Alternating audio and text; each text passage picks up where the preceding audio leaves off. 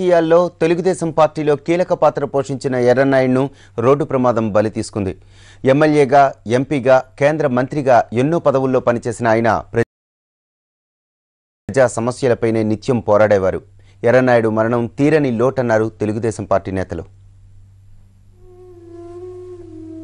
ఫిబ్రవరి 23, 1957న శ్రీకాకుళం జిల్లా నిమ్మడలో జన్మించారు ఎర్రన్నాయుడు. ఆంధ్ర యూనివర్సిటీలో న్యాయ విద్యను అభ్యసించిన ఆయన యనమల బాలయోగి సమకాలికుడు. ఎన్టీఆర్ పిలుపుతో ఎర్రన్నాయుడు రాజకీయాల్లోకి వచ్చారు.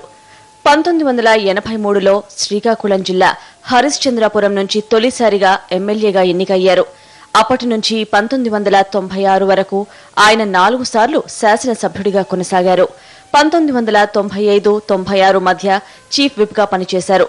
1996లో శ్రీకాకుళం నుంచి లోక్సభకు ఎన్నికైన ఆయన కేంద్ర గ్రామీణ ఉపాధి శాఖ మంత్రిగా బాధ్యతలు నిర్వహించారు.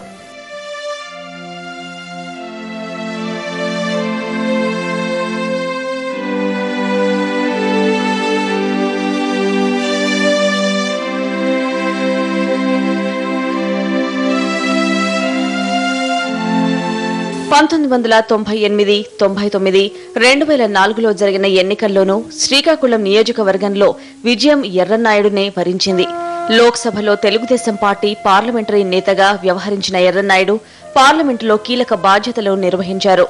1999, 2004 మధ్య రైల్వేస్ కమిటీకి చైర్మన్ గా వ్యవహరించారు. ఎన్నో కమిటీల్లో సభ్యుడిగా కొనసాగారు. రాష్ట్ర, దేశ రాజకీయాలపై మంచి పట్టున్న నేతగా పేరు సంపాదించుకున్నారు. ఢిల్లీలో తెలుగుదేశం పార్టీకి కేర్ ఆఫ్ అడ్రస్ అయ్యారు. ఎన్డీఏ, కాంగ్రెసేతర నేతలతో ఆయనకు సన్నిహిత సంబంధాలున్నాయి. 1999లో లోక్సభ స్పీకర్ గా ఎంపికయ్యే అవకాశం వచ్చినా అది చివర్లో బాలయోగిని వరించింది. 2004 ఎన్నికల ప్రచారంలో నక్సల్స్ మందుపాత్ర పేల్చడంతో ఎర్రన్నాయుడు వెన్నుముకకు తీవ్ర గాయాలయ్యాయి. చాలా కాలం పాటు ఆయన మంచానికి పరిమితమయ్యారు. 2009లో లోక్సభ ఎన్నికల్లో పరాజయం పాలయ్యారు. రాజకీయ జీవితంలో ఎర్రన్నాయుడికి ఎదురైన తొలి ఓటమి ఇది. ఆ తరువాత మరింతగా పార్టీ కార్యకలాపాల్లో నిమగ్నమయ్యారు. రాజకీయ, ఆర్థిక అండదండలు లేకపోయినా స్వశక్తితో రాజకీయాల్లో ఎదిగి ఎంతో మందికి మార్గదర్శకులుగా నిలిచారు ఎర్రన్నాయుడు. ఎర్రన్నాయుడికి భార్య, కుమారుడు, కుమార్తె ఉన్నారు.